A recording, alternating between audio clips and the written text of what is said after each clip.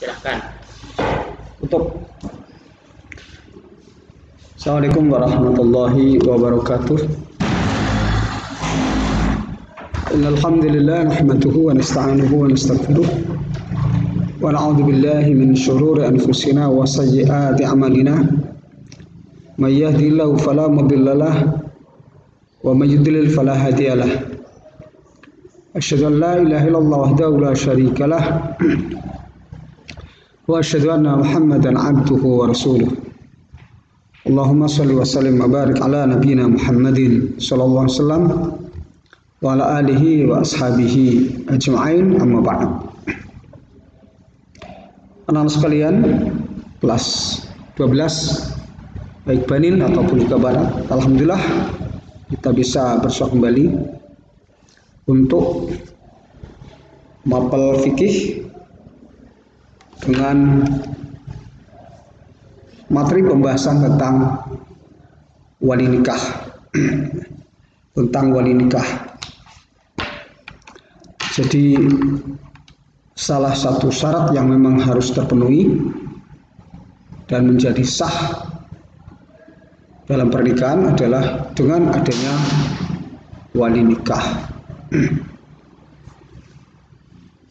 Ini kita baca saja, silahkan untuk dilihat tulisannya, fotokopian dari Minhajul Muslim tentang ahkamul wali. Artinya hukum-hukum wali, ketentuan-ketentuan hukum mengenai wali. Ahkamul wali, ketentuan-ketentuan hukum berkenaan dengan wali nikah. Bismillahirrahmanirrahim. Walil waliyi ahkamun tajibu mura'atuha wahya. Walil waliyi, dan untuk wali, ahkamun, ada beberapa ketentuan hukum. Wali itu mempunyai ketentuan hukum. Tajibu mura'atuha, yang wajib untuk dijaga, yang wajib untuk menjaga hukum-hukum perwalian tersebut. Jadi masalah wali nikah ini ada ketentuan-ketentuan hukum yang harus dijaga, harus dipenuhi untuk bisa menjadi wali dan dipandang sah secara hukum. Wahya, yaitu kaunuhu ahlan lil wilayah bi ayyakuna dzakaran balighan aqilan rasyidan khurran. Kaunuhu ahlan lil wilayah, bahwa wali itu memang ahlan lil wilayah, punya hak jadi wali, punya hak jadi wali, berhak untuk menjadi wali. Loh, yang seperti apa dikatakan dia punya hak menjadi wali? Dia cakap untuk bisa menjadi wali. Bi ayyakuna dzakaran, itu harus laki-laki.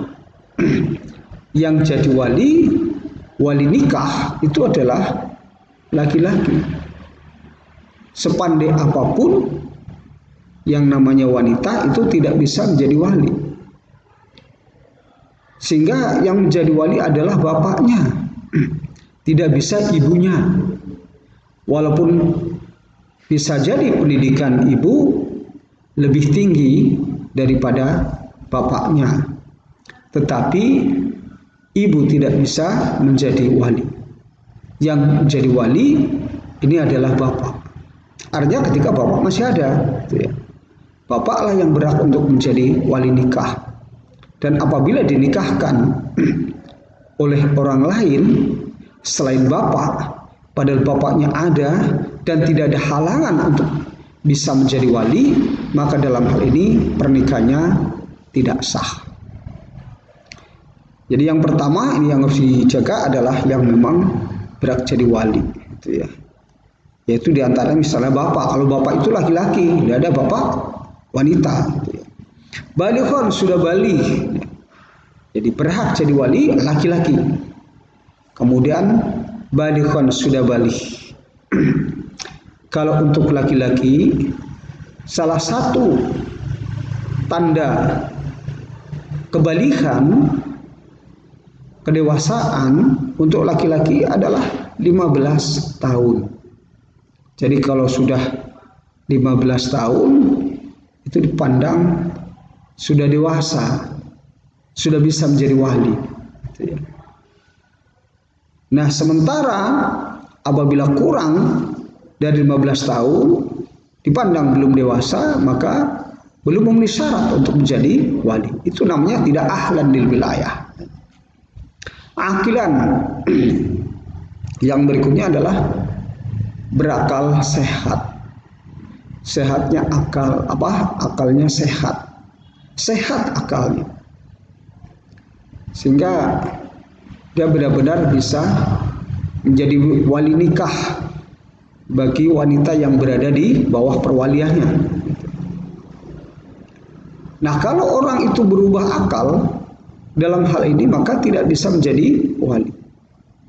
Rosyidan ini adalah orang yang juga berakal sehat, juga sudah balik, tapi dia bisa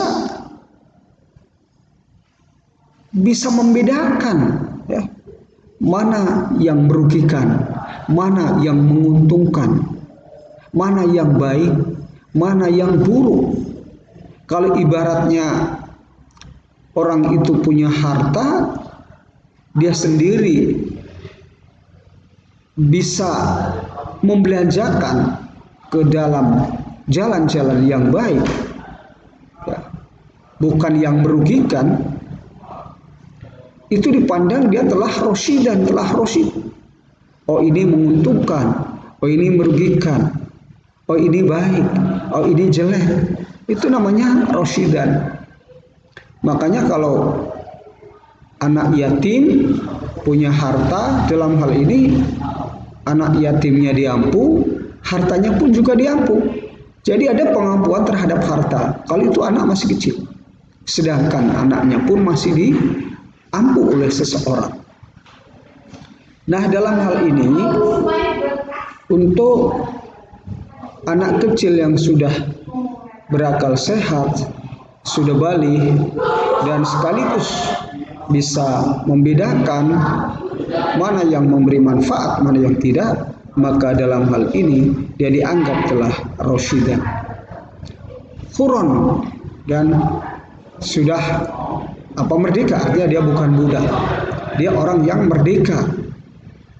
Sebab kalau budak adalah tidak memiliki dirinya, tidak menguasai terhadap dirinya, sehingga dia tidak punya kebebasan melakukan tasarruf termasuk pada harta yang dimilikinya. Karena budak itu justru dimiliki oleh orang lain. Jadi kami ulang bahwa salah satu syarat yang harus terpenuhi menjadi wali adalah kaunuhu ahlul wilayah. Dia memang berhak untuk menjadi wali karena dia adalah bi ayyakuna dzakaron, dia laki-laki, balighun dia bali, aqlan dia berakal, rasyidan dia rasyid, ya. Jadi bisa membedakan yang hak, yang batil, yang menguntungkan, yang merugikan dan sebagainya, termasuk huron, yaitu dia merdeka.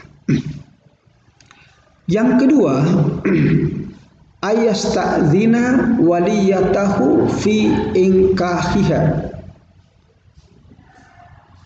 yaitu minta izin waliyatahu kepada perempuan yang berada di bawah perwaliannya fi inkahiha untuk menikahkannya. Jadi tentunya bahwa misalnya yang dinikahkan ini adalah anak yang sudah dewasa, wanita yang sudah dewasa mau nikahkan, maka menjadi wali adalah istidzan, karena dia adalah masih gadis. Istidzan yaitu minta izin dulu Nah, kamu saya nikahkan dengan si fulan, gimana? Ini kemudian anak menyatakan iya kepada bapaknya, dia ridho, maka dalam hal ini itu adalah berarti dia telah minta izin kepada anaknya. Artinya minta izin dalam arti termasuk adalah anak memberikan isyarat keridhoannya untuk dinikahkan dengan laki-laki yang telah disetujuinya, gitu ya. Jadi apabila ada isyarat dari wanita tentang keridhoannya untuk dinikahkan oleh bapaknya dengan laki-laki lain, maka itu berarti menunjukkan istidzan, ya. Maka dalam hal ini bagaimanapun bahwa orang tua tidak ada yang bermaksud buruk, tapi bermaksud baik terhadap anaknya. Hanya saja dalam hal ini untuk pernikahan tetap diperintahkan secara syar'i adalah istidzan kepada perempuan yang di bawah perwaliannya tersebut. Mimman arada taswijaha, dengan orang yang dia kehendaki untuk dinikahkannya. Mimman arada taswijaha minhu, dengan orang arada taswijah yang ingin ia nikahkan, ya, yang mana walinya ingin menikahkan wanita tersebut. Misalnya in kanat bikram, apabila wanitanya itu masih gadis, maka istidzan, ya. Istidzan.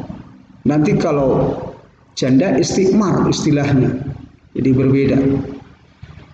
Wa kana al-waliyu aban, dan yang menjadi wali adalah bapaknya. Yang menjadi wali adalah bapaknya. Jadi bapaknya ini perlu untuk, karena anaknya sudah dewasa, nak, kamu saya nikahkan dengan si fulan. Nah, fulan sebagai anak berbakti dan mau dijodohkan dengan laki-laki yang saleh, yang baik, yang beribadah kepada Allah Subhanahu wa taala misalnya, maka dalam ini anak juga menyetujuinya. Tapi sebagai orang tua sudah istidzan. Jadi jangan sampai ketika menikahkan anak, anaknya tidak tahu kalau dia akan dinikahkan dengan laki-laki. Tahu-tahu dia sudah punya suami. Ini mestinya tidak terjadi, karena anak adalah sudah dewasa, kecuali ketika anak itu belum dewasa, ya. Ketika belum dewasa dinikahkan oleh ayahnya, maka di sini adalah karena ayah sebagai wali mujbir, maka tanpa ada persetujuan dari anaknya pun bisa. Namun dalam hal ini tidak berlaku dalam Undang-Undang Nomor 1 Tahun 74, sebab harus sudah dewasa dan memenuhi syarat. Nah, ini untuk wanita yang masih gadis, maka sebagai orang tua ataupun wali akan menikah anaknya adalah istidzan, ya. Wa yastamiroha, dan sebagai wali untuk istikmar, ya. Ayat luba amroha, artinya minta perintahnya perempuan, ya, tentang, atau amrun bisa perintah, bisa juga urusan, artinya minta ada persetujuan, ya, dari wanita tersebut. Ini tentunya untuk wanita janda. Bab janda sudah dewasa, bisa untuk menentukan dirinya sendiri, ya, mau nikah atau tidak nikah dan sebagainya. Maka dalam hal ini tidak ada istilah wali memaksa kepada anaknya yang sudah menjadi janda atau perempuan yang memang menjadi di bawah perwaliannya. Itu tidak bisa, tapi istikmar terlebih dahulu. Kalau dia mau, bolehlah dinikahkan. Kalau tidak, ya sudahlah. Walaupun kalau toh wanita seorang gadis juga seperti itu, ya, cuman istilahnya kalau masih gadis